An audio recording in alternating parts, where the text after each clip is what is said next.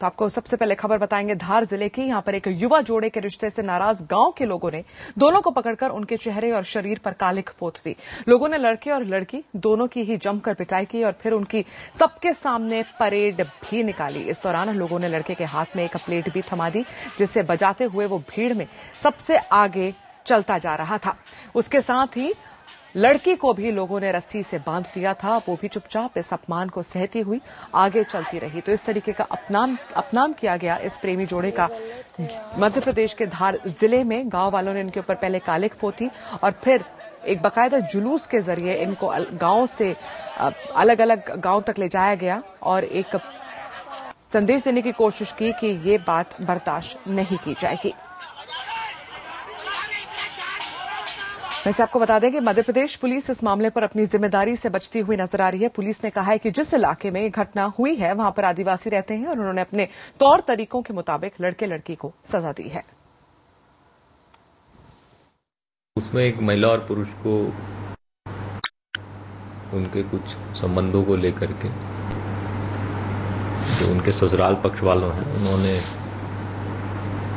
उनको बांध के रखा और फिर कपड़े भी उतार करके उस पर उनके काला तेल से उनको काला तेल डाल दिया था उन पर। उसके बाद गांव में जुलूस निकाला था। जो अभी तक प्राथमिक जांच है, जो जानकारी मिली है, वो तो इस हिसाब से इस प्रकार से घटना घटित हुई है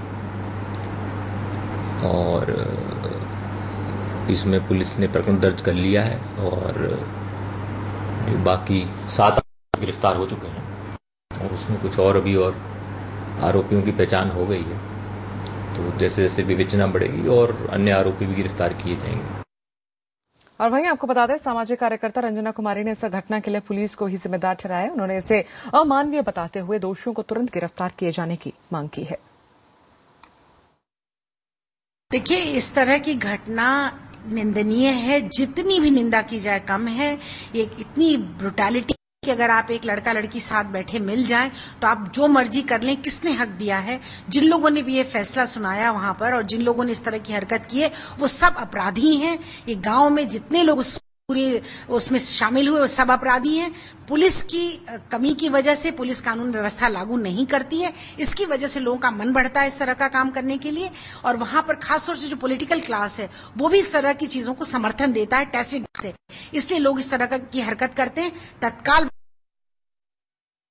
गिरफ्तारी करनी चाहिए और हम लोग मांग करते हैं शिवराज सिंह चौहान गवर्नमेंट से कि वो जितने लोग इस तरह की घटना में शामिल थे, इतनी ब्रुटैलिटी, इतना घटियापन मुझे नहीं लगता है कि दुनिया का कोई समाज अपने लोगों के साथ करता होगा। लोगों का इतना अपमान करना ये हक किसी ने नहीं दिया है। इस घटना की तत्काल जांच हो और जितने लोग उसमें शामिल हैं उनको गिरफ्तार किया जाए। तो तस्वीरें मध्य प्रदेश के धार जिले की हैं, जहां पर पुलिस ने कहा है कि कार्रवाई की जाएगी, जो लोग इसके लिए दोषी माने जाएंगे। लेकिन साथ में यह भी कहा गया है कि एक आदिवासी इलाका है और आदिवासियों ने अपने तौर तरीके से इस प्रेमी जोड़े को सजा दी है। सवाल यही उठता है कि मध्य प्रदेश सरकार के अभी भी दकियानूसी सोच से आगे बढ़कर नहीं निकल पा रही है कि अभी भी प्रेम करना, प्रेम विवाह करना मध्य प्रदेश में गुनाह है।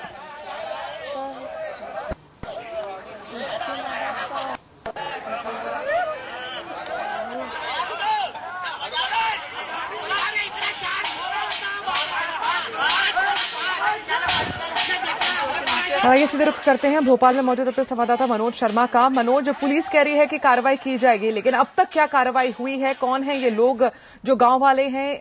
क्या बाकायदा एक नामजद एफआईआर हुई है इनके खिलाफ?